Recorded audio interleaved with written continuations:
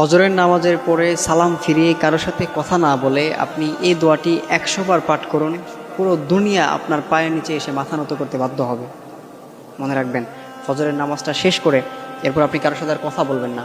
সালামটা ফিরিয়েই কারোর সাথে আপনি কথা না বলে এই দোয়াটা আগে ১০০ বার পাঠ করবেন। এই দোয়াটা যদি আপনি ১০০ বার পাঠ করতে পারেন, পুরো দুনিয়া আপনার পায়ের নিচে এসে মাথা নত করতে বাধ্য হবে। আমাদের মধ্যে অনেকেই আছেন না, যারা বিভিন্ন সমস্যার মধ্যে পড়ে আছেন, বিভিন্ন ক্রাইসিসের মধ্যে পড়ে আছেন, কত দিক দিয়ে যে দৌড়াচ্ছেন, বাট কোনো কাজ হচ্ছে না, কোনো দিক দিয়ে আপনি সিস্টেম করতে পারতেছেন না। দেখা যায় আপনার রিজিকের মধ্যে বারাকা নাই, এই বিপদ ওই বিপদ, একের পর এক অসুস্থতা লেগেই আছে, সমস্যার পর সমস্যা লেগেই আছে, হতাশার পর হতাশা লেগেই আছে।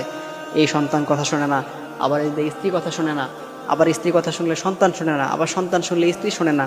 আছে না, অনেকেই কত সমস্যার মধ্যে পড়ে আছেন। এই যে আপনার যে এভরিথিং যে সমস্যাগুলো আছে, সব সমস্যা দূর হয়ে যাবে আপনি যদি ফজরের নামাজের পরে সালাম ফিরিয়ে এই একটি মাত্র দোয়া আপনি ১০০ বার পাঠ করতে পারেন।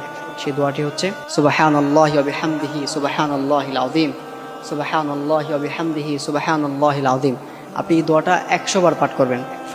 আমরা ফজরের যে ফরজ নামাজটা পড়ি, এই ফরজ নামাজটা শেষ করে আপনি যখন সালাম ফিরাবেন, সালাম ফিরানোর পরপরই আপনি আগে হাতে গুনে গুনে এই দোয়াটা ১০০ বার পাঠ করে নেবেন।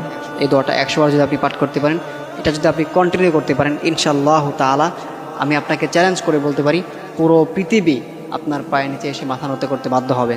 দেখবেন যে এরপর থেকে আপনি আর কোনো বিপদে পড়বেন না। আল্লাহ আপনাকে সকল বিপদ আপদ থেকে রক্ষা করবেন, আল্লাহ আপনাকে সকল বিপদ আপদ থেকে হেফাজত করবেন।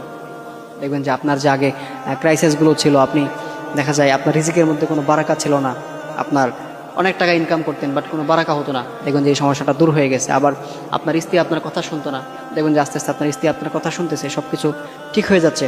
আবার দেখা যায় যে আপনার সন্তানগুলো আপনার কথা শুনতো না, দেখবেন যে তারাও আপনার কথা শুনতেছে। আবার দেখবেন যে আপনি যেখানে জব করতেন বা আপনি যেটাই করতেন, আপনাকে কেউ পাত্তা দিত না, তেমন একটা আপনাকে গুরুত্ব দিত না, কিন্তু দেখবেন যে সবাই আপনাকে আস্তে আস্তে রেসপেক্ট করা শুরু করবে, সবাই আপনাকে আস্তে আস্তে সম্মান করা শুরু করবে।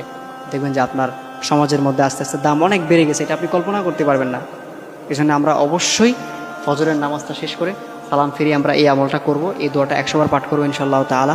সুবহানাল্লাহি ওয়া বিহামদিহি সুবহানাল্লাহিল আযীম, এই দোয়াটা আমরা ১০০ বার পাঠ করবো। এটা যদি আমরা পাঠ করতে পারি, পুরো দুনিয়া আপনার পায়ের নিচে এসে মাথা নত করবে।